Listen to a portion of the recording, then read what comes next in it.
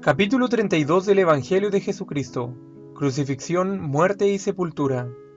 Crucifixión y muerte de Jesús. Cuando salían, hallaron a un hombre de Cirene que venía del campo, llamado Simón, padre de Alejandro y de Rufo, y lo obligaron a que ayudase a Jesús a llevar la cruz y se la pusieron encima.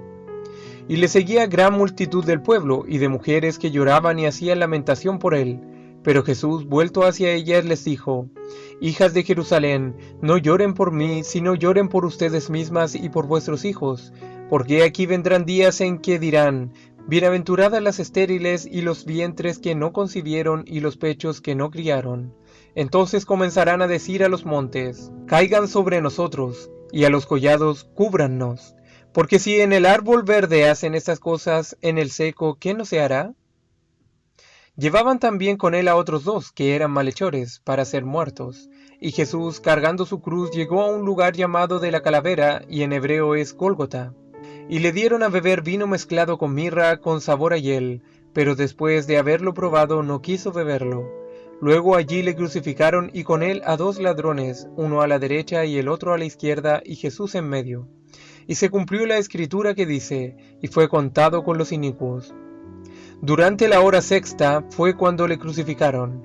Entonces escribió también Pilato un título escrito con letras griegas, latinas y hebreas, que puso sobre la cruz, el cual decía: Jesús Nazareno, Rey de los Judíos.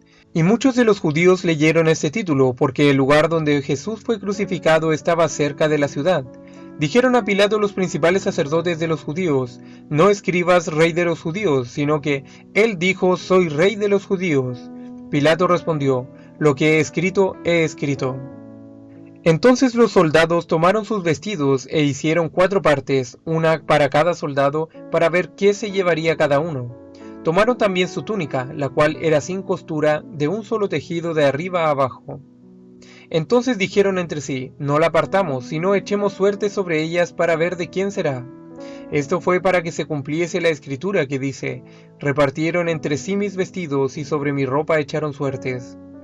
Y los que pasaban le injuriaban, meneando la cabeza y diciendo: Bah, tú que derribas el templo de Dios y en 3 días lo reedificas, sálvate a ti mismo. Si eres hijo de Dios, desciende de la cruz. Y el pueblo estaba mirando. También los gobernantes y los principales sacerdotes, con los escribas y fariseos y ancianos, escarneciendo, se decían unos a otros: A otros salvó, a sí mismo no se puede salvar. Si eres el Cristo, el Mesías, el Rey de Israel, el escogido de Dios, descienda ahora de la cruz para que veamos y creamos en él. Confió en Dios, líbrese ahora si le quiere, porque ha dicho: Soy hijo de Dios.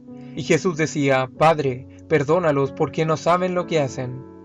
Y uno de los malhechores que estaban colgados le injuriaba, diciendo: Si tú eres el Cristo, sálvate a ti mismo y a nosotros. Respondiendo el otro le reprendió, diciendo: ¿Ni aún temes tú a Dios estando en la misma condenación?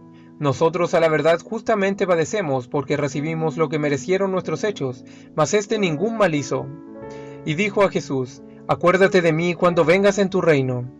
Entonces Jesús le dijo: De cierto te digo que hoy estarás conmigo en el paraíso.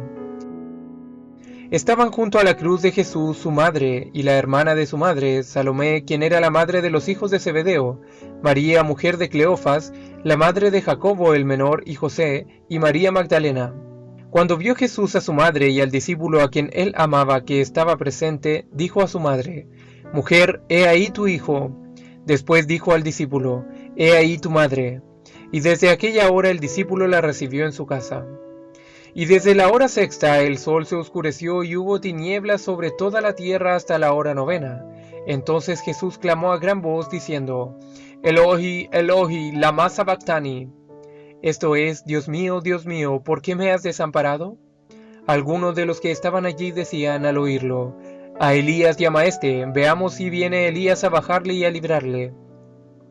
Después de esto, sabiendo Jesús que ya todo estaba consumado y para que la escritura se cumpliese, dijo: Tengo sed. Y estaba allí una vasija llena de vinagre. Entonces corrió uno de los soldados y empapó en vinagre una esponja, y poniéndola en un hisopo, se la acercó a la boca y le dio a beber. Y le escarnecían y le decían: Si tú eres el Rey de los Judíos, sálvate a ti mismo. Cuando Jesús tomó el vinagre, era la hora 9, y dijo: Padre, en tus manos encomiendo mi espíritu. Consumado es. y habiendo clamado a gran voz e inclinado la cabeza, entregó el espíritu y expiró. Y he aquí el velo del templo se rasgó en dos por la mitad, de arriba a abajo, y la tierra tembló y las rocas se partieron, y su sangre bajó por la grieta donde estaba puesta su cruz. Y se abrieron los sepulcros, y muchos cuerpos de santos que habían dormido se levantaron, y saliendo de los sepulcros después de la resurrección de él, vinieron a la santa ciudad de Jerusalén y aparecieron a muchos. El centurión y los que estaban con él guardando a Jesús, visto el terremoto y las cosas que habían sido hechas, viendo que después de clamar había expirado así, temieron en gran manera, y dijeron: verdaderamente este era Hijo de Dios, un hombre justo. Y toda la multitud de los que estaban presentes en este espectáculo, viendo lo que había acontecido, se volvían golpeándose el pecho. Y todos sus conocidos y las muchas mujeres que le habían seguido y servido desde Galilea estaban lejos mirando estas cosas, además de otras muchas que habían subido con él a Jerusalén. El costado de Jesús es traspasado. Entonces los judíos, por cuanto era la preparación de la Pascua, a fin de que los cuerpos no quedasen en la cruz en ese día de reposo, pues era de gran solemnidad por la Pascua, rogaron a Pilato que se les quebrasen las piernas y fuesen quitados de allí. Vinieron pues los soldados y quebraron las piernas al primero y asimismo al otro que había sido crucificado con él. Pero cuando llegaron a Jesús, como le vieron ya muerto, no le quebraron las piernas, pero uno de los soldados le abrió el costado con una lanza y al instante salió sangre y agua. Y el que lo vio da testimonio y su testimonio es verdadero, y él sabe que dice verdad, para que ustedes también crean.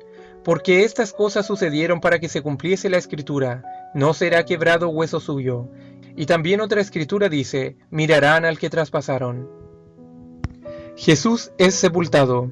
Después de todo esto, cuando llegó la noche, porque era la preparación, es decir, la víspera del día de reposo, un varón llamado José de Arimatea, ciudad de Judea, el cual era miembro noble del concilio, varón bueno y justo, que también era discípulo de Jesús, pero secretamente por miedo de los judíos, este también esperaba el reino de Dios y no había consentido en el acuerdo ni en los hechos de ellos.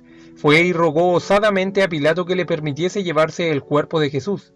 Pilato se sorprendió de que ya hubiese muerto, y haciendo venir al centurión le preguntó si ya estaba muerto. E informado por el centurión, Pilato se lo concedió y mandó que se le diese el cuerpo a José, y se llevó el cuerpo de Jesús.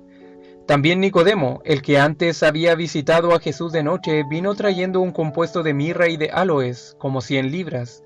Tomaron pues el cuerpo de Jesús y lo envolvieron en lienzos de sábana limpia que había comprado José, además de especias aromáticas, según es costumbre sepultar entre los judíos. Y en el lugar donde había sido crucificado había un huerto, y en el huerto un sepulcro nuevo, que José había cavado, labrado y abierto en una peña, en el cual aún no había sido puesto ninguno. Allí pues, por causa de la preparación de la Pascua de los judíos, y porque estaba por comenzar el día de reposo, y porque aquel sepulcro estaba cerca, pusieron a Jesús. Y las mujeres que habían venido con él desde Galilea les siguieron. María Magdalena y María la madre de José eran algunas, y estaban sentadas delante del sepulcro viendo el lugar y cómo fue puesto el cuerpo. Y José de Arimatea, después de hacer rodar una gran piedra a la entrada del sepulcro, se fue. Y vueltas las mujeres prepararon especias aromáticas y ungüentos, y descansaron el día de reposo conforme al mandamiento. La guardia ante la tumba. Al día siguiente, que es después de la preparación, se reunieron los principales sacerdotes y los fariseos ante Pilato, diciendo: Señor, nos acordamos que aquel engañador dijo, viviendo aún: después de 3 días resucitaré.